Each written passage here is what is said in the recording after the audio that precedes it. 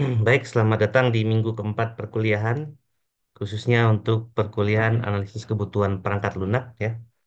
Untuk teman-teman di kuliah ini kita lanjutkan secara sinkronus ya. Mudah-mudahan setelah UTS kita bisa bertemu di gedung baru ya. Baik, untuk materi keempat ini adalah terkait dengan requirement from customer perspective. Jadi ini ada di buku yang kita gunakan ya, buku yang Livro dari Microsoft. Jadi di sini kita ingin melihat kalau misalnya gitu ya, kita di dalam suatu perusahaan sedang melakukan requirement gitu ya, melakukan wawancara misalnya gitu ya, melakukan observasi dan seterusnya. Nah, perspektif dari customer itu seperti apa gitu ya, terhadap proses requirement ini. Kalau proses requirement dari perspektif developer, ya mungkin kita udah pada paham ya, mengapa requirement ini penting dilakukan gitu ya. Mengapa requirement ini membutuhkan waktu yang lama gitu ya. Lalu mengapa requirement ini memang menjadi bagian yang krusial ya bagi pengembangan suatu perangkat lunak yang berkualitas. Nah, kita pengen lihat nih apa saja kira-kira yang bisa kita tangkap dari sisi customer. Ya, walaupun di sini kita baca buku teori gitu ya, ada beberapa hal di dalam buku itu menyebutkan customer itu perspektifnya seperti apa. Namun dalam dunia nyata gitu ya, mungkin akan lebih sulit gitu ya dalam dalam memahami sudut pandang konsumen, ataupun kalau ketemu konsumen yang memang paham gitu ya itu akan lebih mudah gitu ya. Oke, di sini ada sedikit cerita gitu ya kalau di buku itu. Jadi ini ada yang namanya Gerhard dan ada yang namanya Cynthia gitu ya. Di mana Cynthia itu adalah manajer dari departemen IT dari salah satu perusahaan medis gitu ya. Di sini ada Consoto Parameseutikal gitu ya. Nah, di sini mereka mengadakan suatu pembicaraan di mana dari Gerhard ya sebagai manajer di perusahaan tersebut ingin membangun sistem informasi pelacakan bahan kimia gitu ya. Terus yang dia inginkan di sini sistem ini harus bisa melacak semua wadah bahan kimia. Jadi kalau misalnya bahan kimia itu dipakai, biasanya kan ada wadahnya. Nah, ini untuk mengecek semua wadah itu di laboratorium. Terus dengan cara ini ahli kimia bisa mendapatkan beberapa bahan kimia dari seorang di rumah daripada harus membeli wadah baru gitu ya. Artinya kalau misalnya wadahnya nggak ada, misalnya di dalam kantor atau di dalam perusahaan itu, maka dia bisa bawa dari rumah gitu ya. Ini seharusnya menghemat banyak uang katanya. Selain itu, Departemen Kesehatan dan Keselamatan perlu membuat laporan pemerintah mengenai penggunaan dan pembuangan bahan kimia. Jadi di bagian situ biasanya ada kerjasama dengan pemerintah untuk membuat laporan mengenai pembuangan bahan kimia yang tidak terpakai gitu ya. Dengan pekerjaan yang jauh lebih sedikit dibandingkan dengan yang dibutuhkan saat ini. Bisakah Anda membangun sistem ini tepat waktu dalam 5 bulan? Jadi permintaan dari Gerard. Nah, perlu diketahui dalam kasus ini, Cynthia ini adalah pegawai di perusahaan IT yang sama gitu ya. Dia pegawai di perusahaan farmasi yang sama maksudnya. Tapi Cynthia ini adalah departemen IT, Gerard ini adalah senior manager gitu ya. Terus Cynthia-nya bilang, saya mengerti mengapa proyek ini penting katanya. Tapi sebelum itu, saya dapat komitmen, apakah dapat berkomitmen dalam satu jadwal, kita harus memahami apa saja syarat yang diperlukan untuk sistem tersebut gitu ya. Terus Gerhardnya bingung, apa maksudmu? Saya baru saja memberitahu Anda persyaratan saya. Nah, dari sini kan kita bisa melihat ya bahwa Gerhard itu sebagai suatu customer ya, sebagai orang yang memerlukan suatu sistem. Dan kalau kita melihat suatu istilah ya di dalam requirement ini kan ada dua ya, ada customer, ada user ya.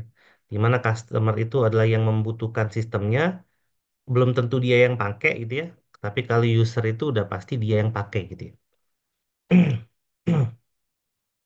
Nah, sampai sini Gerard bilang dia baru saja memberitahu Anda persyaratan saya katanya. Nah, lalu Cynthia bilang sebenarnya Anda menjelaskan berapa tujuan bisnis umum proyek tersebut. Itu tidak memberi saya cukup informasi untuk mengetahui perangkat lunak yang seperti apa yang harus dibuat gitu ya. Nah, terus Gerard bilang para ahli kimia, nah ahli kimia ini adalah usernya gitu ya. Gerard tadi adalah customer. Para ahli kimia adalah orang sibuk, mereka tidak punya waktu untuk menyelesaikan tiap detail sebelum Anda membuat program. Tidak bisakah orang-orang Anda memikirkan apa yang harus dibangun gitu ya. Kemudian Cynthia-nya menjawab, jika kami hanya menebak-nebak apa saja yang perlu dibangun, ya kami tidak dapat melakukan sistem ini, pekerjaan ini dengan baik katanya. Kami adalah pengembang perangkat lunak, bukan ahli kimia gitu ya.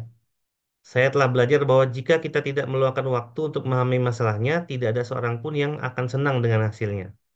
Terus Gerard bilang kami tidak punya waktu untuk itu ya. Aku sudah memberimu persyaratanku. Sekarang tolong buatkan sistemnya saja. Terus kabari saya tentang kemajuan Anda gitu ya. Nah, dari percakapan ini kita bisa lihat bahwa Gerard sebagai user memberitahukan beberapa requirement gitu ya. Di mana requirement yang dia beritahukan itu adalah dari sisi bisnis gitu ya. Dan itu memang biasanya dilakukan oleh customer gitu ya. Karena customer itu membutuhkan perangkat lunak untuk menghemat biaya misalnya, untuk menghemat waktu, menghemat tenaga, pekerjaan jadi lebih cepat dan seterusnya. Itu adalah permintaan dari customer. Nah, namun perangkat lunak itu kan mengerjakan sesuatu yang lebih detail gitu ya. Jadi Cynthia ini sudah benar bahwa memberitahukan Gerard bahwa memang Gerard hanya menjelaskan beberapa tujuan bisnis aja, tapi itu juga umum. Nah, untuk membangun perangkat lunak, Cynthia memerlukan user gitu ya. Karena user itulah yang nanti akan menggunakan perangkat lunak tersebut ya dengan secara teknis ya satu demi satu. Nah, namun Gerard tidak setuju gitu ya karena memang ahli kimia sibuk katanya. Nah, lalu dia memaksa agar Cynthia memikirkan sendiri ya kira-kira perangkat lunak itu harus seperti apa.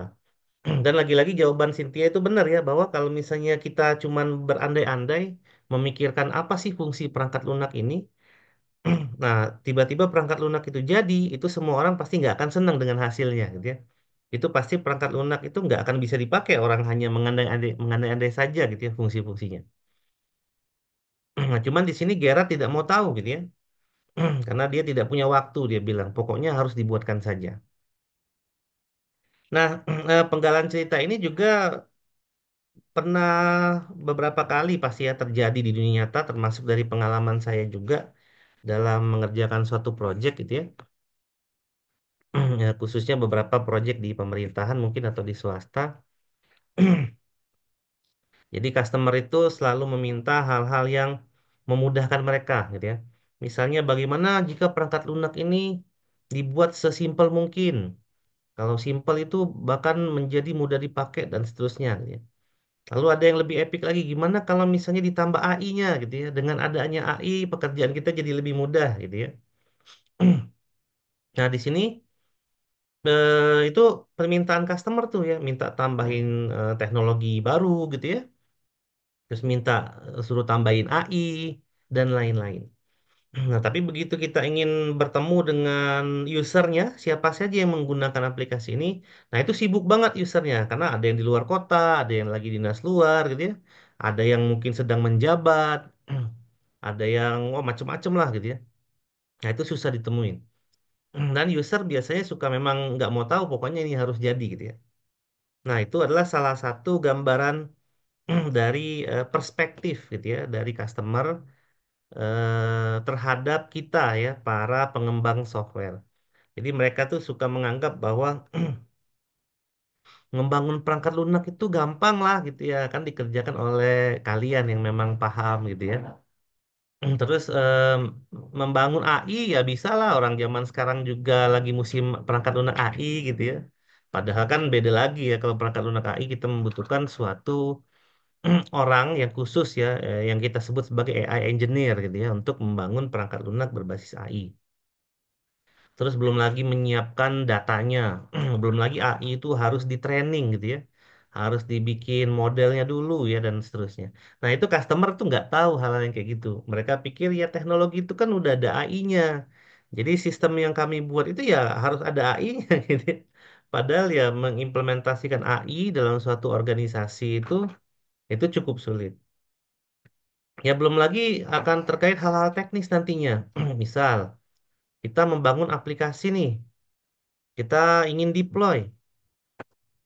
Terus tidak ada kerjasama yang baik dengan oleh customer biasanya. Apalagi misalnya di perusahaan itu ada divisi IT-nya juga. Ini dalam tanda kutip ya. Kalau kita sebagai pihak ketiga. Jadi misalnya saya lagi project gitu ya di pemerintahan. Di pemerintahan itu sendiri ada divisi IT gitu ya. Lalu sebagian pekerjaan IT itu mereka meng-hire kita sebagai pihak ketiga misalnya. Nah, itu biasanya yang divisi IT-nya agak kurang bagus kerjasamanya gitu ya. Saya tidak tahu juga mungkin karena takut tersaingi juga gitu ya. Padahal yang divisi IT itu juga merupakan seorang customer gitu ya. Di mana aplikasi yang nanti akan kita buat itu akan digunakan oleh user. Ya misalnya kita mau minta data aja, kita minta data nih. Nah, itu tidak dikasih gitu ya. Kemudian kita mau lihat source code dari aplikasi awal yang tadinya mau dikembangkan kan. Ada aplikasi yang sudah jadi yang mereka menganggap aplikasi itu masih harus diperbaharui gitu ya. Nah, itu source code-nya tidak dikasih gitu ya. Terus kalau kita mau bikin environment development-nya itu kita nggak diizinin juga gitu ya. Kemudian pas kita mau deploy nih aplikasinya udah jadi, itu dihambat dengan segala birokrasinya itu macam-macam gitu ya. Jadi ya seperti itulah customer gitu ya. Banyak sekali walaupun di divisi IT gitu ya, walaupun orang-orangnya paham IT, tapi karena memang organisasi itu rentan dengan politik ya, siapa tahu nanti dengan masuknya orang ketiga mereka dianggap tidak bisa bekerja dan seterusnya gitu ya. Jadi mereka itu cenderung defensif gitu ya. Jadi tidak semua customer itu memperlakukan kita dengan baik ya dalam dunia IT lah intinya seperti itu. Nah, jadi memang ini yang percakapan tadi itu terlalu sering ya, itu secara umum ya, secara best practice selalu sering terjadi di dalam dunia kita. Nah, apalagi dalam requirement ya, khususnya ini aspek kepercayaan itu sangat besar gitu ya. Jadi kalau teman-teman misalnya nanti kerja praktek ya atau tugas akhir tiba-tiba mau datang ke perusahaan ya untuk menggali data kek atau untuk apain itu biasanya ya perusahaan itu berbasiskan trust trust dulu gitu ya kepercayaan. Nah kadang-kadang bukan kadang-kadang ya hampir di setiap yang saya temukan ya itu perusahaan itu suka menganggap remeh gitu ya kalau mahasiswa mau kerja praktek gitu ya. Dianggap mungkin tidak bisa apa-apa dan lain-lain akhirnya mahasiswa tetap diterima kerja praktek namun diberikan pekerjaan yang biasa aja gitu ya yang memang ya menjadi ini aja ya administrasi wajib aja bagi mereka gitu ya. Jadi itu ya banyak hal lah gitu ya yang pasti akan sering terjadi di dalam suatu proses requirement.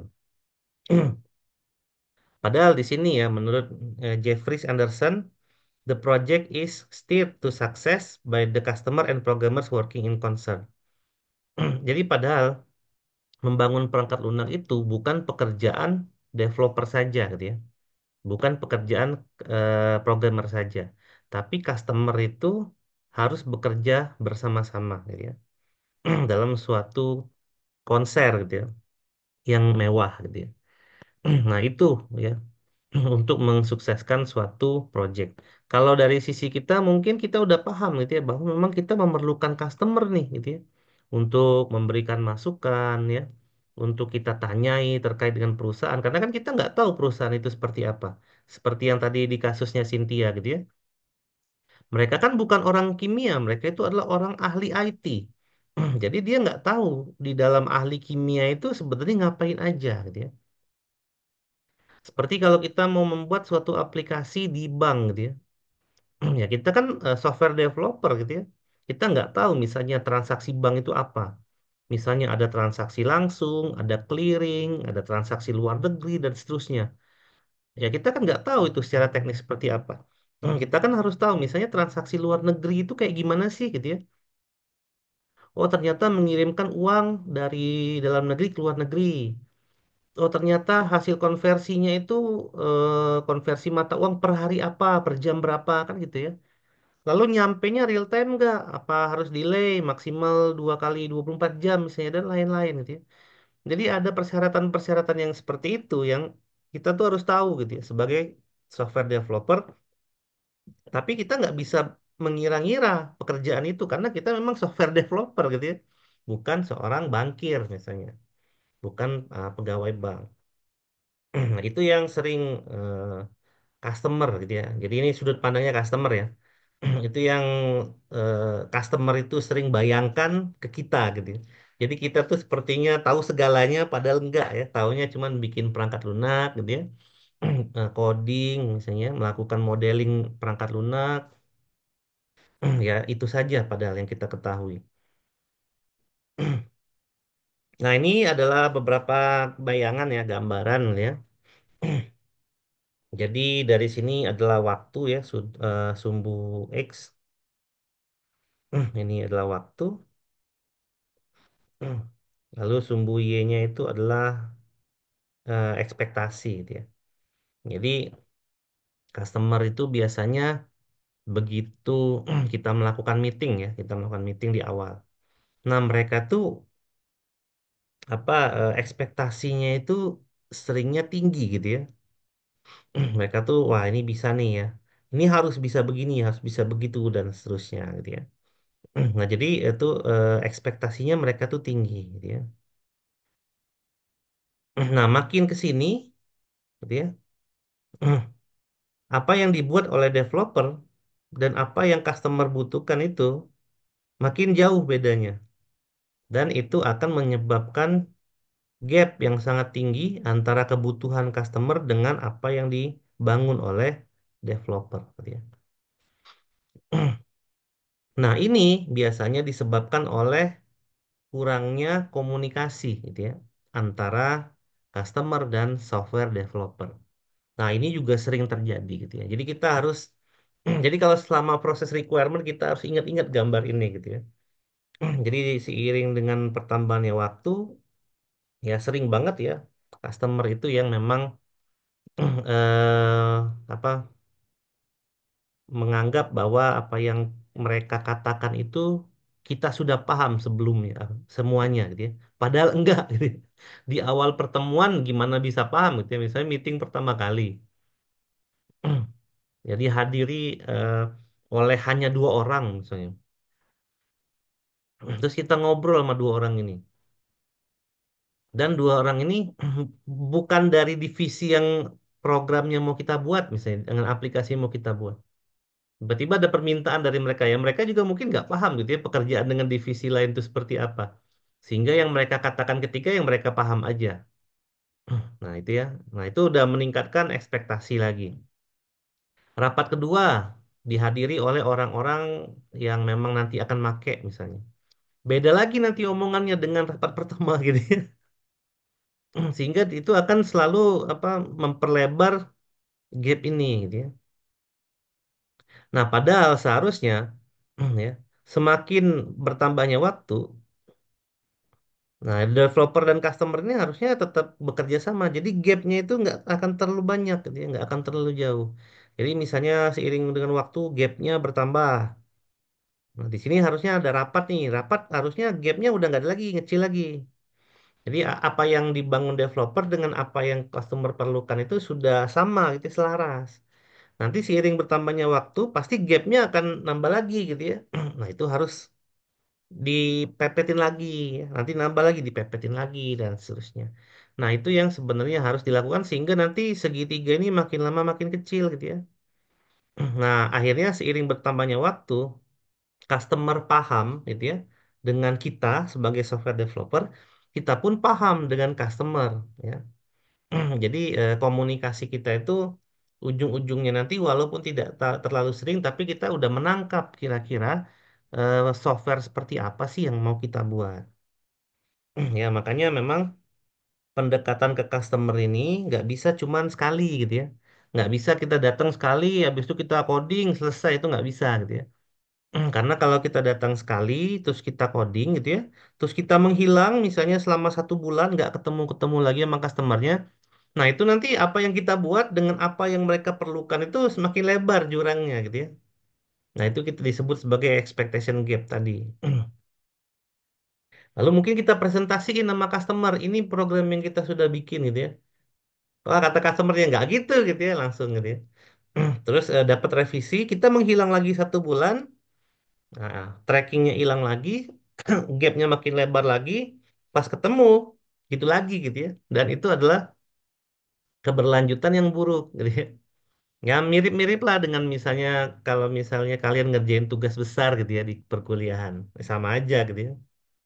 Itu misalnya customernya adalah dosen gitu ya, terus kalian software developernya dikasih contoh kelas Bu Reski aja deh gitu ya, yang memang suka tugas besar gitu ya.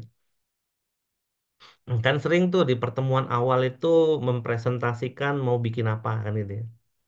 Tapi karena memang progresnya tidak ada setiap minggu atau setiap 2 minggu sekali, maka biasanya pas udah jadi programnya itu kan bikin shock gitu ya, bikin kaget kok gini aplikasinya gitu ya. Nah, karena memang ekspektasi dari customer itu jadinya akan selalu meningkat ya dengan apa yang kalian buat itu terlalu jauh gitu ya perbedaannya. Nah, ini yang perlu kita pahami ya. Jadi ini dari sudut pandang customer ya, jangan lupa. Dan ini akan menjadi ini kita juga ya, menjadi ilmu kita juga bahwa memang apabila membuat suatu perangkat lunak itu nggak bisa cuman wawancara 1 kali gitu ya, atau 2 kali. Nah, bahkan kita harus melakukan pendekatan yang memang intens gitu ya terhadap customer untuk menjaga apa yang mereka butuhkan dan apa yang kita buat gitu ya. Jadi ekspektasi itu jadi tidak terlalu besar gitu ya. Ini banyak terjadi ya. Jadi ini yang memang kita sebagai kita kan kuliah di informatika ya. Jadi kita harus sadarin hal ini gitu ya. Kita harus sadarin ada yang namanya expectation gap. Nah, itu aja sih sebenarnya. Jadi kalau kita udah sadar ini, nah kita tahu sebagai software developer harus ngapain. Tapi kalau kita nggak sadar ini, lama-lama nanti kita nggak sadar kenapa kita melakukan kesalahan gitu ya. Kenapa yang kita buat itu ternyata kok nggak sesuai terus gitu ya dengan kebutuhan customer. Nah, gitu ya. Jadi kita kan kuliahnya di informatika ya. Kita kan orang IT. Ya jangan sampai gitu ya. Dengan kita mempelajari ini kita bahkan jadi konyol gitu ya. Atau bahkan melupakan bahwa ada yang namanya expectation gap di sini. Nah, itu memang seperti itu ya. Jadi kalau misalnya nanti teman-teman KP, nah ini perlu diperhatikan nih karena KP itu kan nanti adalah pekerjaan yang memang udah KP ya, bukan nanti KP ya. Udah KP ya. Sekarang kan semester berapa sih ini? Semester 5 apa 7 ya? Oke. Oh, belum ya, belum KP ya. Ya, nanti kan akan KP di semester 6 7 ya di tahun depan. Nah, itu perlu diperhatikan ya bahwa nanti kalian akan merasakan sendiri expectation gap ini. Nah, untuk kerja praktek itu kan nanti masih latihan ya. Artinya selama kuliah itu kita masih mendapatkan kayak pelatihan, ya walaupun salah juga masih dimaklumi. Tapi kalau udah di project beneran gitu ya, yang sudah misalnya harga projectnya miliaran, nah itu kesalahan kecil juga itu tidak dimaklumi gitu ya. Nah, jadi seperti itu ya. Jadi ini dari sisi customer dan kita harus pahami itu. Karena kita akan ketemu customer yang tidak semuanya paham IT gitu ya. Yang tidak semuanya atau bahkan memang tidak melek banget dengan IT ya. Ya, jadi kita akan menemui orang-orang seperti itu.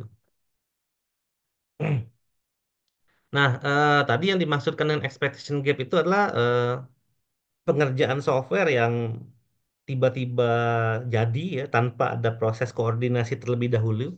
Itu disebut sebagai software surprise itu tidak akan menjadi berita baik gitu ya. Jadi kayak surprise software itu ya are never good news. Jadi tidak akan menjadi berita baik. Jadi kalau kita sudah menghilang lama gitu ya dari wawancara yang pertama atau dari gathering kita yang pertama, tiba-tiba software itu udah jadi, itu yakinlah banyak cercaannya nanti gitu ya ketika kita akan melakukan pertemuan kedua dengan user dan dengan customer gitu ya. Nah, requirement itu juga jangan lupa itu bisa kadaluarsa gitu ya. karena bisnis berubah.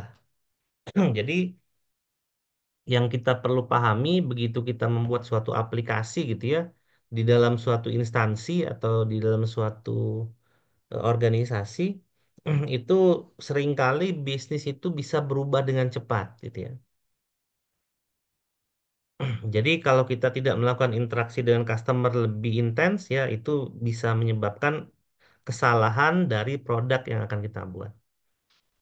Jadi perubahan bisnis itu macam-macam ya. Misalnya sekarang saya lagi bikin project dengan pemerintah. Terus kondisi sekarang presidennya baru gitu ya, menterinya baru, ada kebijakan baru nih. Nah, pasti kan software itu akan mengikuti kebijakan baru tersebut kan gitu ya. Nah, kalau misalnya saya tidak berkomunikasi lagi dengan customer, di mana yang saya buat itu adalah sesuai dengan request mereka 1 minggu atau 2 minggu ke belakang, maka bisa dipastikan produk yang saya buat sekarang ini sudah tidak berlaku lagi ketika produk ini akan saya delivery ke mereka di minggu depan misalnya. Gitu ya. Nah, itu yang perlu kita perhatikan karena memang bisnis itu berubah cepat. Belum lagi nanti kalau misalnya kerja bikin softwarenya itu untuk masyarakat luas ya. Kita bikin game misalnya. Kita bikin game. Terus kita meniru beberapa game dengan gameplay yang menarik misalnya. Ya. Tapi karena memang bisnis itu berubah dengan cepat, bisa jadi game bikinan kita tuh bisa gagal di pasaran gitu ya. Karena mungkin ya kita mau rilis gamenya memerlukan waktu lama setahun misalnya. Belum lagi masalah teknis yang lain ya, bug fixing dan seterusnya. Tiba-tiba pas game kita launching, oh ternyata teknologi yang 6 bulan kemarin itu sudah ada teknologi engine baru nih untuk grafik yang bikin grafiknya lebih bagus. Sementara kita makainya engine yang lama gitu ya. Nah itu membuat game kita jadi kelihatan jelek gitu ya secara visual. Belum lagi ternyata cerita dari plot game yang kita buat itu ternyata udah umum banget yang semua orang tuh bisa tebak cerita ini kayak gimana. Ya, ditambah mungkin gameplay yang sudah jadul dan seterusnya. Akibatnya apa? Game yang kita jual itu nggak laku di pasaran. Gitu ya. Jadi memang kita harus ingat bahwa memang requirement ini itu akan berubah gitu ya. Sehingga banyak ya ya kalau kita ngomongin developer game ya mungkin developer game atau pembuat software yang lain lah gitu ya. Yang tiba-tiba sebelum dia rilis produknya, mereka melakukan revisi dulu terhadap produk yang mereka bangun, gitu ya. Dan disesuaikan lagi terhadap kebutuhan customer dan kebutuhan user yang ada di saat itu. Nah, ini yang kita harus siap ya. Jadi, kalau kita di IT ini sebenarnya apapun perubahan kita harus siap gitu ya. Nggak bisa kita mengeluh misalnya ada hal yang berubah, kok gitu sih ya nggak bisa gitu ya. Karena memang begitulah cara IT bekerja ya. Ilmu yang kita dapatkan sekarang itu belum tentu bisa kita terapkan lagi di 10 tahun ke depan gitu ya. Karena 10 tahun ke depan teknologi udah semakin canggih gitu ya. Software pendukung udah banyak, ilmu yang selalu bertambah, ya mau nggak mau kita harus mengikuti itu. Jadi itulah serunya kalau di bidang IT ya. Jadi ilmunya nggak statis ya, kecuali kalau kalian di bidang sains murni, misalnya di matematik, di fisika, itu kan sains murni itu kan ilmunya itu aja gitu ya. Dari tahun 70-an juga ya ilmunya kayak gitu aja. Nah, kalau kita di IT, ini perkembangan ilmunya itu apa cepat juga ya berubah gitu ya. Karena ya kita ngikutin semua hal. Ya, ketika bisnis berubah, IT berubah gitu ya. Begitu dunia berubah, teknologi berubah. Jadi kita akan ngikutin itu gitu ya. Nah, jadi memang tadi ya udah dijelaskan bahwa interaksi yang intensif dan berkelanjutan dengan customer bisa memperkecil gap antara ekspektasi dengan realita yang ini tadi ya. Yang abu-abu kotak kecil ini. Nah, ini makin ke sini itu nanti ekspektasi dengan apa yang kita bangun itu makin kecil ya. Tapi kalau kita tidak komunikasi dalam waktu yang panjang gitu ya, misalnya cuma sekali aja nanti akan menjadi lebih besar ya ininya gapnya. Nah, ke customer, user dan lain-lain itu sebenarnya adalah bagian daripada stakeholder gitu ya. Jadi memang kita itu akan berhadapan dengan banyak sekali stakeholder begitu kita akan membangun suatu perangkat lunak gitu ya. Nah, stakeholder ini dari buku yang kita pakai gitu ya, itu terbagi menjadi tiga bagian gitu ya. Ada project team itu berarti kita sebagai software developer, di mana stakeholdernya itu ada project manajernya gitu ya, orang yang memanage software, memanage tim ya, bukan software. Lalu ada bisnis analis ya, orang yang akan menganalisa bisnis dari organisasi gitu ya. Bagaimana nanti begitu software ini jadi dibuat itu akan meningkatkan peluang-peluang bisnis misalnya. Lalu ada application architect, ada designer, software designer gitu ya. Ada software developer, programmer, ada product owner gitu ya. Ini orang yang mengerti produk gitu ya. Kalau di dalam organisasi itu sering kita anggap CTO ya, Chief Technology Officer. Terus ada data modeler, ada proses analis, ada tester, ada product manager, ya quality assurance, ini juga termasuk bagian dari software tester gitu ya. Terus ada technical writer atau documentation writer, ini yang tugasnya untuk mendokumentasikan dan lain-lain. Nah, ini namanya project team ya, itu dari internal. Kemudian ada developing organization. Nah, ini adalah organisasi yang nanti menjadi customer kita gitu ya. Jadi customer kita tuh ada siapa? Ada company owner gitu ya, ada pemilik perusahaan, ada legal staff, staff masalah hukum. Jadi pembangunan perangkat lunak ini juga harus ada kontrak gitu ya, ada project charter, ada MOU, ada macam-macam gitu ya, yang memang nanti secara legal itu ya harus diverifikasi sama legal staffnya mereka. Terus mereka pasti ada orang marketingnya gitu ya, ada sales, ada macam-macam lah di sini ya, manufaktur, sponsor dan seterusnya. Nah, lalu yang di luar sini adalah user gitu ya. Nah, user itu siapa? Ada user langsung ya, direct user, orang yang memang nanti akan menggunakan aplikasi kita. Ada indirect user, artinya adalah user yang nanti akan mendapatkan manfaat dari aplikasi kita walaupun dia tidak membuat apa menggunakan aplikasi kita secara langsung. Ada legal staff juga, ada kontraktor ya, ada government ya, agensi, jadi ada institusi pemerintah gitu ya. Beberapa project itu di perusahaan itu biasanya nanti akan melibatkan institusi pemerintah juga dalam hal laporannya. Ya contoh waktu saya proyek di rumah sakit di Bogor gitu ya dalam pembangunan integrasi dengan BPJS ya, kesehatan. Nah, itu ada laporan ke pemerintahnya dan pemerintah itu sebagai user dan mereka harus tahu kegiatan dari proses BPJS yang ada di dalam rumah sakit tersebut gitu ya. Terus ada konsultan ya dan lain-lain ya. Nah, ini adalah stakeholder yang nanti akan berkecimpung di proyek. Ya memang nggak semua sih gitu ya, memang nggak semua ini. Tapi ini adalah bagian-bagiannya gitu ya. Ini adalah bagian-bagian dari stakeholder yang kita maksudkan di sini. Jadi stakeholder itu adalah tim kita, kemudian ada customer dan ada user gitu ya. Jadi kita akan berinteraksi dengan tiga stakeholder secara umum dan kita harus bisa pastikan dan kita juga harus bisa memilih ya mana customer, mana user, mana tim kita gitu ya. Dan secara adab organisasi ya, kita sebagai project team, kalau project team ini dari luar organisasi gitu ya, kita jangan ikut politik di organisasi itu gitu ya. Kita jangan terpancing gitu ya. Karena memang itu tidak sehat ya. Akhirnya kita tidak objektif dan software yang kita akan buat itu nanti akan banyak sekali tentangannya. Karena software itu bukan keputusan satu pihak gitu ya. Jadi itu yang harus kalian pahami. Jadi misalnya kalian di project team, kalian orang ketiga nih, tiba-tiba ada request dari user gitu ya. Kalau bisa aplikasinya nanti dibeginikan ya gitu ya. Kalau bisa nanti aplikasinya begini ya. Dan lain-lain ya, ada request-request khusus lah gitu ya. Nah itu jangan langsung diiyakan ya. Dan jangan juga diturutin maunya. Karena begitu kamu buat, ya si aplikasi itu, nah aplikasi itu tidak hanya buat dia doang gitu ya. Tapi untuk seluruh organisasi gitu ya. Nah, bisa jadi nanti begitu kamu tampilkan lah, kok gini aplikasinya? Ini kan tidak sesuai dengan visi misi organisasi kami. Nah, gitu ya. Nah, itu nanti kalian akan mendapatkan cap yang buruk gitu ya dari organisasi tersebut. Jadi kalau misalnya ingin membuat satu requirement, itu jangan hanya mengandalkan satu orang gitu ya. Dan jangan berdasarkan keinginan.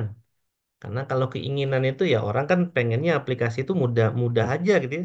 Nggak mau ribet dan lain-lain. Terus pengennya bisa dimanipulasi, misalnya dari orang keuangan minta request. Nanti untuk laporan keuangan tanggalnya bisa berubah ya kan gitu ya. Itu kan kalau kita pikirin gitu ya, itu kan untuk akal-akalan manipulasi laporan gitu ya nantinya gitu ya. Nah, itu kan harusnya kita nggak fasilitasi gitu ya. Atau misalnya ada pengajuan keuangan itu kalau bisa tanda tangannya bisa dipending kan nggak boleh harusnya gitu ya. Atau bisa mungkin tanda tangannya duluan tapi nominalnya belakangan. Nah, itu juga nggak boleh kan harusnya gitu ya. Nah, kita jangan memfasilitasi hal-hal tersebut gitu ya. Tapi itu dari sisi customer pasti akan ada request yang kayak gitu ya. Nah, itu yang perlu kita ingat. Nah, hal yang harus kita lakukan itu apa sebenarnya gitu ya. Di sini ada customer development partnership gitu ya. Ini adalah salah satu best practice yang kita bisa lakukan untuk mengeksekusi dengan baik suatu proses requirement. Ya, jadi di sini disebutkan bahwa excellent requirement result itu ya, hasil daripada requirement yang bagus, yang excellent itu dari effective collaboration, dari kolaborasi efektif antara developer dengan customer gitu ya. Nah, in particular actual user dan dalam beberapa hal itu dengan actual usernya juga, gitu ya. Itu disebut sebagai a partnership. Nah, itu ya. Ini ditujukan untuk kita semua, gitu ya. Untuk customer juga, untuk user juga, dan untuk software developer juga. Nah, namun yang harus kita sadari adalah customer itu tidak paham, gitu ya, bahwa membangun aplikasi itu harus ada kerjasama yang baik. Customer itu kebiasaannya nyuruh-nyuruh aja gitu ya. Seperti yang tadi diceritakan di awal pertemuan ya antara Gerard dengan Cynthia. Mereka biasanya cuma nyuruh, di mana suruhan mereka tuh mereka anggap itulah yang udah detail. Padahal itu yang dibahas adalah masalah bisnis ya, bukan masalah teknis. Dan kita disuruh mikir sendiri gitu ya. Seperti apa kira-kira software itu harus jadi ya, berbentuk seperti apa. Nah, ini yang memang agak sulit ya. Jadi em, ada beberapa tugas tambahan sebenarnya sebagai software developer itu. Tapi nggak semua ya. Biasanya itu product owner biasanya atau product manager atau project manager yang biasanya suka mengedukasi gitu ya. Jadi mereka tuh harus mengedukasi dulu user ini bahwa kalau mau perangkat lunak yang bagus nih, itu harus kerjasama kita gitu ya. Nah, cuman kalau programmer nggak perlu edukasi ya karena programmer itu hanya coding saja gitu ya. Nah, jadi dalam project team tadi ya, dalam stakeholder project team tadi, masing-masing dari kita tuh harus tahu role-nya masing-masing. Programmer role-nya coding gitu ya. Nggak mungkin programmer ketemu direktur nanti kan jauh banget ya. Kalau yang ketemu dengan direktur utama siapa? Misalnya kayak saya nih, ngerjain project di pemerintah.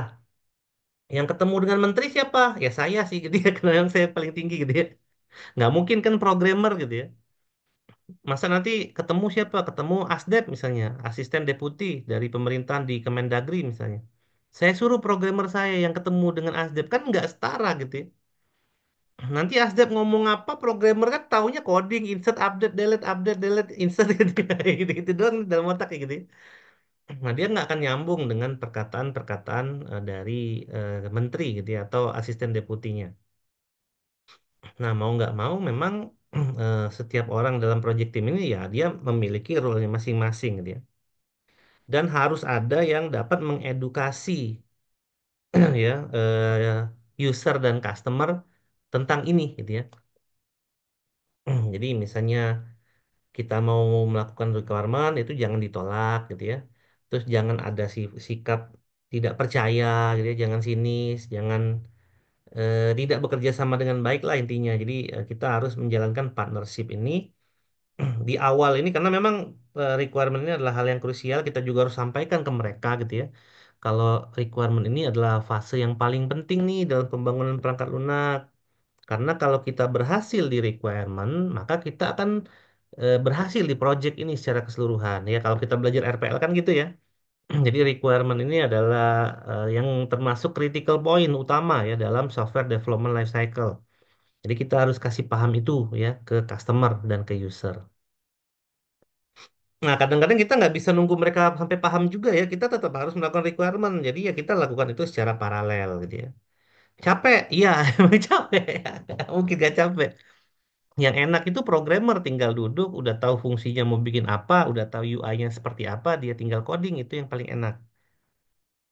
Ya, tapi kalau kita kan lagi belajar di analisis kebutuhan perangkat lunak ya, itu nggak mungkin programmer kan yang ngerjain ya.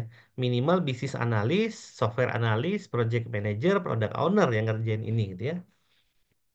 Dan memang untuk gaji pun pasti lebih gede mereka gitu ya dibandingkan programmer. Karena memang berhadapan dengan manusia ini terlalu melelahkan gitu ya daripada berhadapan dengan komputer gitu ya. Nah, dalam beberapa pertemuan ya dengan customer, dan ini adalah best practice ya sebenarnya dari buku yang kita pakai. Jadi ada yang namanya itu Bill of Rights ya dari sisi customer. Jadi ada yang namanya amandemen yang kita itu sebenarnya nggak bisa hindari gitu ya. Nah, sebagai sebagai ini ya sebagai developer ya kita tuh nggak bisa hindari bahwa di dalam sudut pandang customer ada yang namanya Bill of Rights gitu ya. Di mana kita lihat ada 10 hal secara umum yang menjadi Bill of Rights-nya mereka, artinya yang menjadi haknya mereka gitu ya. Sebagai seorang konsumen gitu ya. Saya berhak, nah itu kata mereka ya. Yang pertama, mereka expect business analyst itu speak your language gitu ya. Artinya customer itu dia nggak peduli gitu ya. Pokoknya kalian software developer nih atau lebih khusus ke business analyst itu harus berbicara dengan bahasa saya. Itu dari customer. Jadi kalau saya punya customer orang Eropa misalnya, ya saya harus bisa bahasa Inggris gitu ya. Tapi kalau saya punya customer orang Eropa dari Prancis misalnya, dia nggak bisa bahasa Inggris gimana? Ya mau nggak mau saya harus mendatangkan translator gitu ya untuk menerjemahkan bahasa Prancis gitu ya ke dalam bahasa yang saya mengerti gitu ya. Jadi kita tidak bisa menyuruh customer itu pakai bahasa kita, nggak bisa. Ya. Apalagi kita menjelaskan hal-hal teknis misalnya terkait dengan teknis project, teknik aplikasi yang lebih detail. Itu customer nggak akan mau memahami itu ya secara langsung.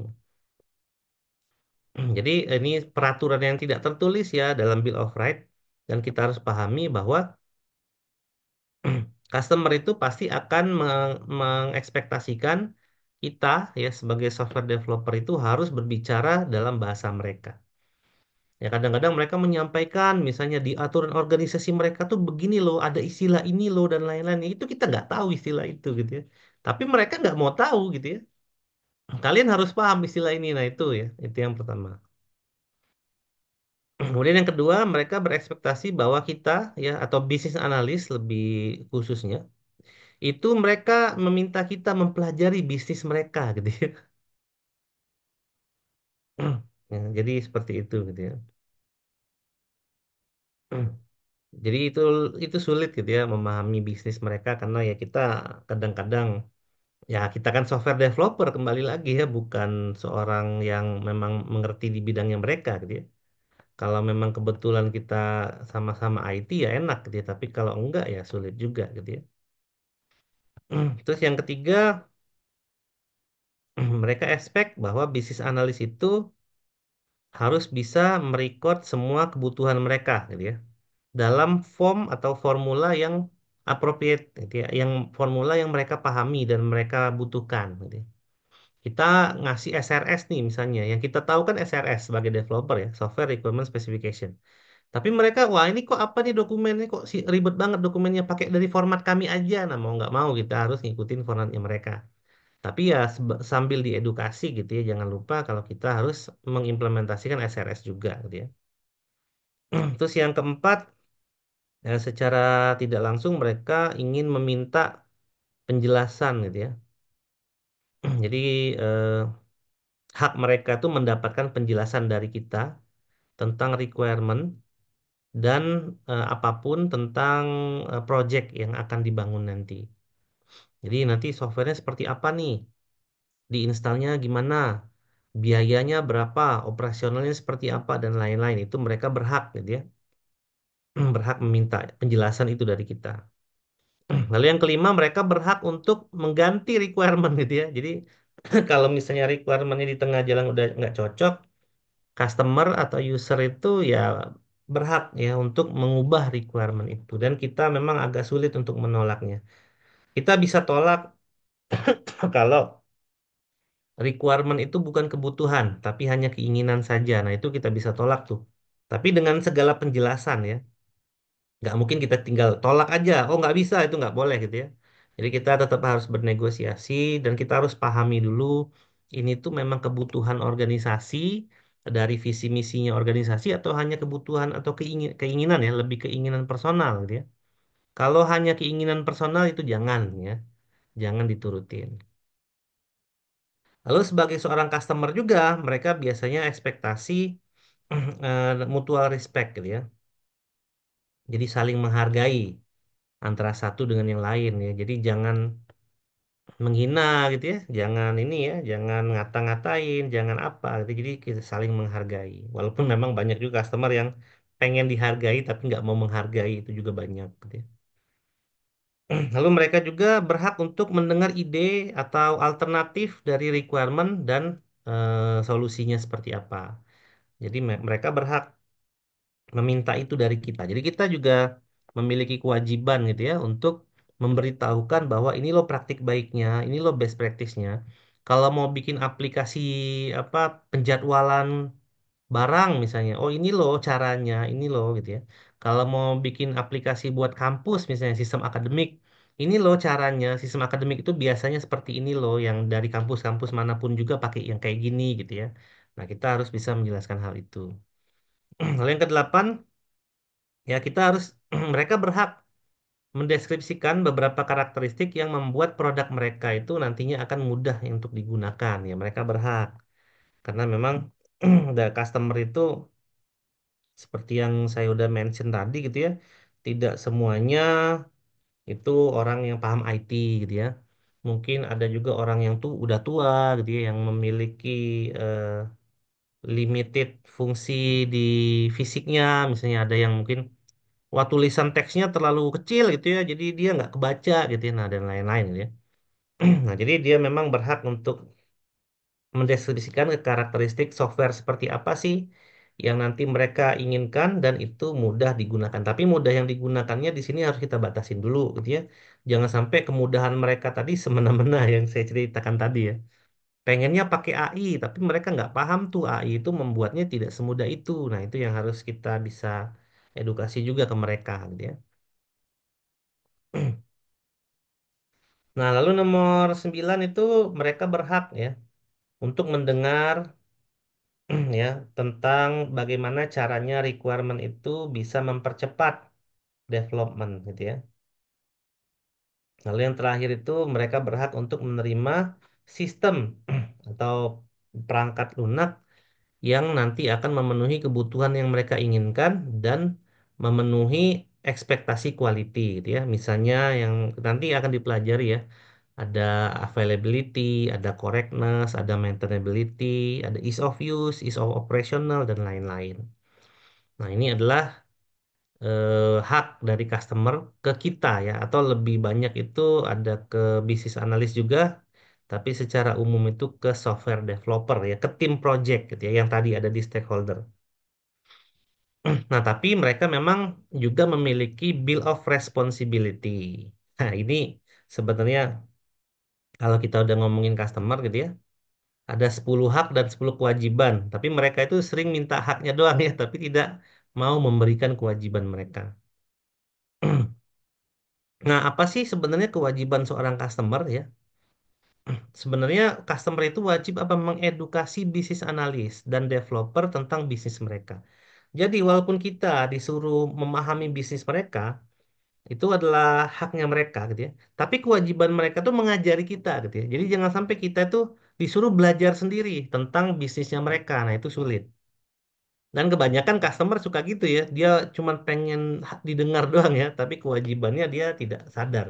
Nah, untuk itulah kita bisa gitu ya memberikan bahwa customer itu jangan cuma bisa menuntut haknya, tapi mereka juga berkewajiban gitu ya. Nah, di sini 10 hak dan 10 kewajiban, ya tadi nomor satu itu ya customer itu harusnya bisa mengedukasi bisnis analis dan developer ya tentang bisnisnya mereka. Jadi mereka kasih tahu, oh ini tuh kayak gini ya, pekerjaan itu begini, istilah ini tuh begini misalnya. Kalau saya lagi project di Kemenpan RB, mereka punya istilah SDGs misalnya. SDGs itu apa? Nah, mereka jelasin gitu ya. Ini adalah inovasi buat ini. Oh, itu ada 17 kategori. Nah, mereka jelasin gitu ya. Itu adalah kewajiban customer yang mereka harus penuhi sebenarnya gitu ya. Lalu kewajiban mereka berikutnya adalah mereka harus memberikan waktu ya, berdedikasi memberikan waktu mereka untuk melakukan requirement yang baik dan mengklarifikasikan requirement itu. Jadi requirement itu nggak bisa cuma sekali dua kali. Sekali kita requirement, paling kita dapat cerita doang. Nanti kita akan merangkum itu menjadi kebutuhan fungsional. Kebutuhan fungsional ini harus kita pastikan lagi apakah benar ini adalah kebutuhan fungsional yang diminta kan itu ya. Nah, mereka harus menyediakan waktu. Jadi jangan sampai mereka tidak menyediakan waktu seperti apa yang diceritakan antara Cynthia dan itu tadi gitu ya. Nah, tapi memang seringkali ya ini 10 responsibility ini sulit ya. Apa sulit untuk memahami ini ke customer. Lalu kewajiban mereka tuh harusnya yang ketiga lebih spesifik gitu ya dalam memberikan input tentang requirement, jadi lebih detail ya dalam memberikan input. Kemudian mereka harus bisa memberikan keputusan ya. Jadi nggak boleh menggantung tentang requirement. Jadi requirement itu seperti apa? Misalnya hari ini A. Ya udah harus ada keputusan bahwa software ini A. Jangan nanti tiba-tiba jadi A1, A2 atau bahkan jadi B, C, D, dan E. Padahal secara bisnis nggak ada yang berubah gitu ya. Hanya karena memang customer mungkin tidak paham gitu ya. Nah itu nggak boleh gitu ya. Makanya kita tuh harus selaras gitu ya. Harus selaras bekerja sama sepanjang waktu. Lalu yang kelima, mereka harus respect the developer's assessment of the cost feasibility of requirement. Jadi mereka harus menghormati asesmennya kita terhadap biaya dan kelayakan dari requirement. Jadi mereka tidak boleh meminta requirement yang berlebihan. Mereka juga harus paham bahwa cost-nya requirement ini tinggi gitu ya. Dan kalau misalnya developer membutuhkan sesuatu dari mereka, dari sisi requirement mereka juga harus menghargai itu gitu ya. Jangan malah diusir gitu ya developernya. Lalu yang keenam, kewajiban mereka adalah set realistic requirement. Jadi mereka harus memberikan requirement yang realistis untuk dikerjakan. Jadi jangan sampai requirement-nya banyak tapi waktu pengerjaannya singkat. Atau jangan sampai requirement itu menjadi em, lebih ribet gitu ya dalam pengerjaannya daripada requirement yang lain misalnya. Jadi harus realistis ya. Dan mereka harus bisa memberikan mana requirement yang prioritas tinggi ya, yang moderate dan yang low gitu ya. Dan itu jangan disuruh kita yang mikir, tapi mereka yang mikir mana requirement yang memang sifatnya penting gitu ya. Atau yang moderate, yang normal. Nah, atau yang memang biasa aja gitu ya. Nah, itu ya jangan lupa. Lalu yang ketujuh, kewajiban mereka itu adalah mereview requirement dan mengevaluasi prototype. Artinya customer itu berkewajiban untuk mereview requirement-nya kita. Jadi tadi misalnya kita udah requirement ke mereka ya, elicitation misalnya wawancara. Kita dapat user story-nya, lalu kita buat nih menjadi kebutuhan fungsional. Nah, mereka harus bisa mau mereview itu. Bener nggak? Apa yang dari cerita mereka itu ternyata kebutuhannya ini, gitu ya. Nah, lalu kita akan tampilkan biasanya di awal dalam bentuk prototyping untuk memperkecil ekspektasi mereka tadi terhadap produknya. Nah, mereka harus mau mereview itu. Lalu yang kedelapan, mereka harus mengestablish acceptance kriteria. Jadi untuk setiap kebutuhan itu kan ada kriteria penerimaannya. Fungsi ini dikatakan selesai jika, nah gitu ya. Nah, itu mereka harus mau gitu ya, mempublish itu. Misalnya, fungsi pengelolaan jadwal diterima jika pengelolaan jadwal ini sudah memenuhi ekspektasi misalnya. Nah, ekspektasi itu kayak gimana? Nah, itu ditentukan poin-poinnya.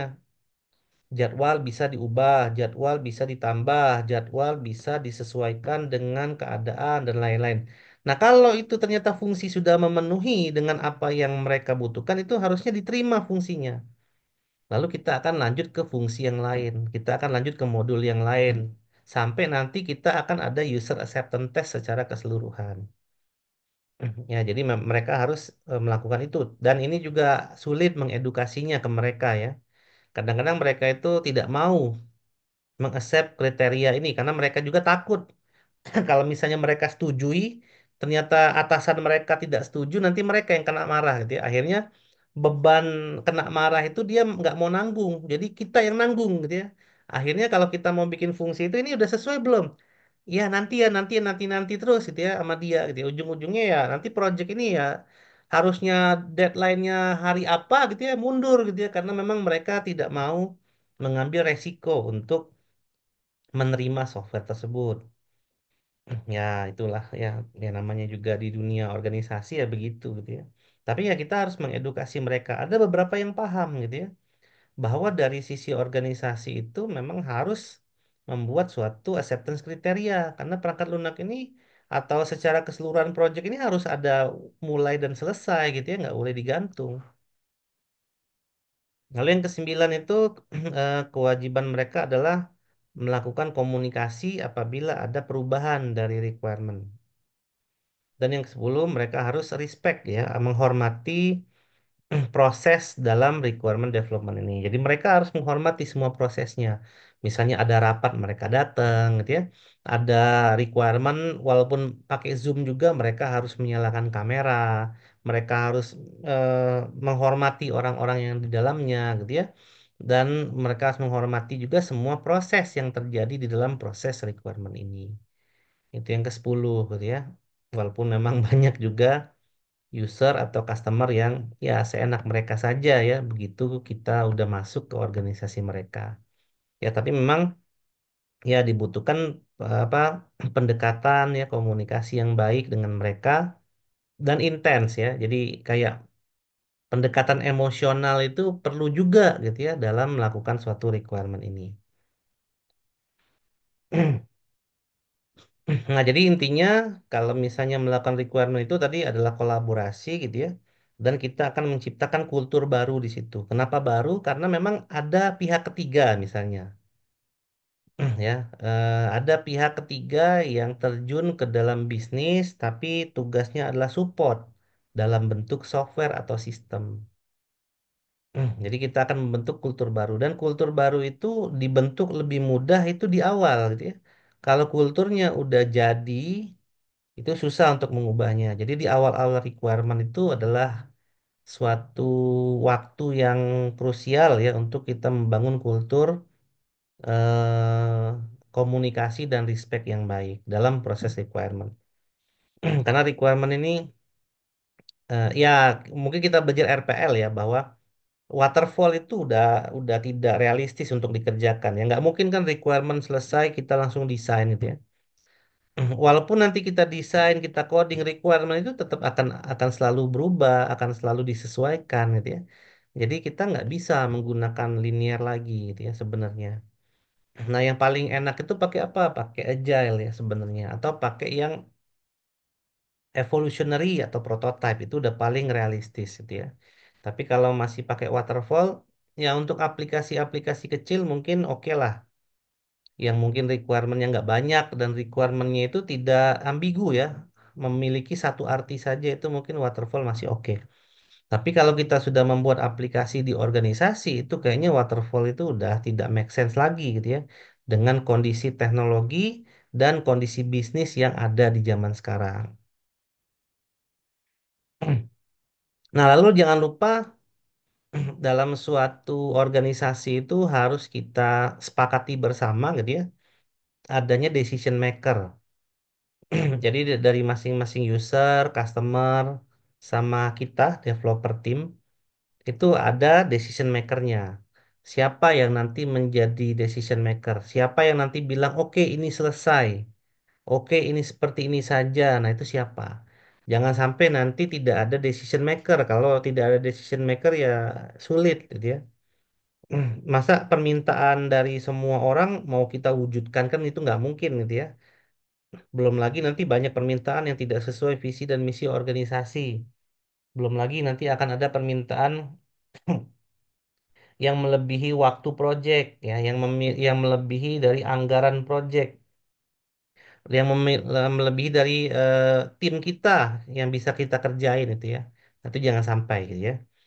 Jadi harus ada decision maker yang ditunjuk dari semua sisi ya, dari sisi kita developer, dari sisi user dan dari sisi customer juga. Nah, bagaimana cara mencapai itu? Kita harus membuat suatu agreement ya, yang biasa dituangkan di SRS. Jadi Software Requirement Specification itu adalah bentuk agreement untuk requirement di mana nanti akan ada tanda tangannya gitu ya. Dari user tanda tangan, dari customer tanda tangan, dari project manager kita pun akan tanda tangan. Nah, itu akan jadi penanda bahwa inilah fungsi-fungsi perangkat lunak yang mau dibuat. Dan ini harus dilakukan karena beberapa customer itu pasti akan minta gitu ya. Beberapa user, apalagi usernya itu udah manajerial gitu ya, manajer level atas, entah itu tadi direktur, manajer apapun lah gitu ya, yang di level atas itu pasti akan meminta adanya agreement gitu ya dalam proses requirement. Karena memang nanti kita semua gitu ya akan bekerja sesuai dengan agreement itu. Yang di luar agreement itu nanti kita akan sepakati lagi di tempat lain gitu ya. Jadi fokus utama bekerja itu adalah agreement gitu ya.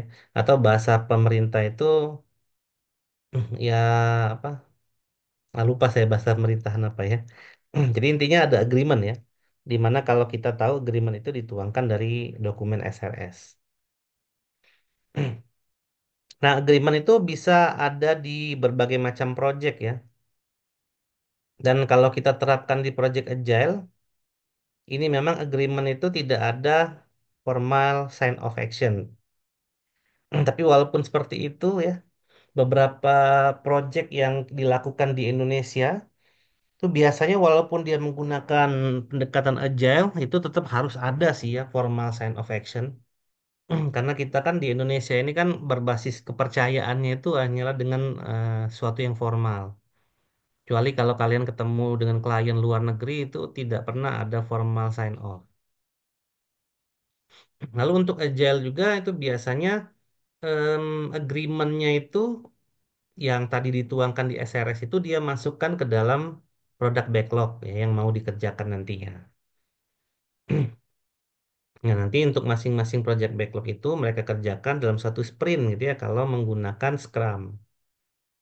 Nah, dalam sprint itu nanti tetap akan ada requirement, tetap ada desain ya, tetap ada coding dan ada juga testing gitu ya.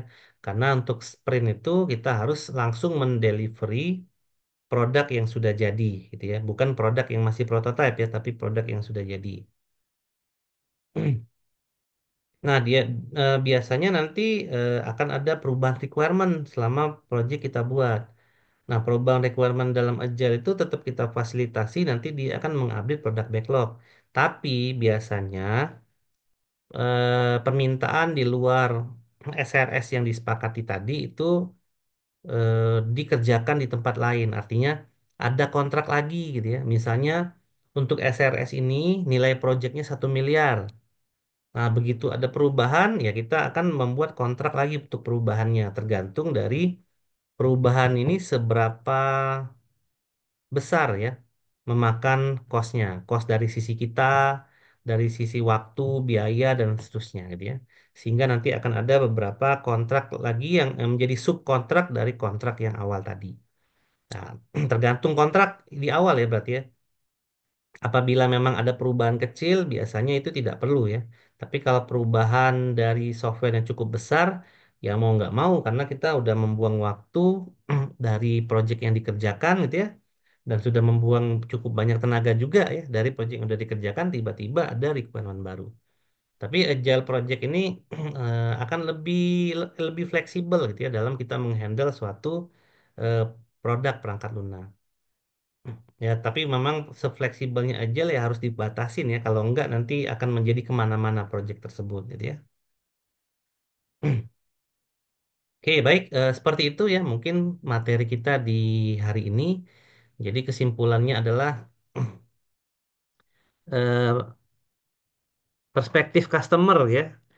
Yang mana perspektif customer itu kita dapatkan dari berbagai macam jenis customer, bukan jenis ya, profile customer. Ada yang profilnya seperti ini, ada yang profilnya seperti itu, ada yang kooperatif, ada yang enggak, ada yang baperan, ada yang enggak, gitu ya. Nah, gimana pun juga customer perspektif itu kita harus pahami sehingga kita akan tahu cara menghandlenya. Jadi tujuan utama kita mengetahui customer perspektif itu adalah agar kita tahu cara menghandlenya seperti apa. Ya, jadi itu fokus utamanya. Dan yang dijelaskan tadi adalah customer perspektif umum ya. Walaupun di luar sana akan ada banyak banget ya perspektif-perspektif yang berbeda dari customer terhadap proses requirement. Ini baru proses requirement-nya aja, gitu ya. Dan dengan keadaan yang dinamis itu, kita sebagai software developer itu tentunya harus beradaptasi, gitu ya. Karena nantinya kita akan mengerjakan project di tempat lain, project di tempat lain lagi, dan seterusnya. Dan customernya itu bisa berbeda-beda karena setiap manusia itu adalah unik ya, tidak bisa disamakan. Walaupun secara umum kita bisa generalisasikan setiap orang itu secara kelompok itu memiliki sifat yang seperti apa. Baik, itu saja mungkin perkuliahan pada hari ini. Sebelum saya tutup, apakah ada pertanyaan sebelumnya?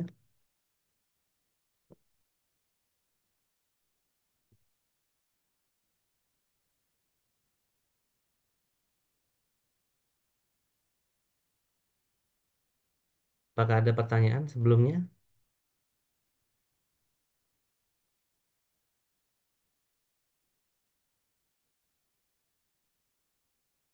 Tidak ada. Baik, untuk lebih detail dari materi ini, silakan nanti bisa membaca di bagian customer perspektif ya. Kalau nanti udah saya share materinya. Nah, itu saja mungkin ya perkuliahan kita pada hari ini. Saya tutup. Wassalamualaikum warahmatullahi wabarakatuh. Waalaikumsalam. Waalaikumsalam warahmatullahi wabarakatuh. Terima kasih Waalaikumsalam Mas. warahmatullahi wabarakatuh. Terima kasih Baik, Bang. terima kasih semuanya. Ini saya close ya.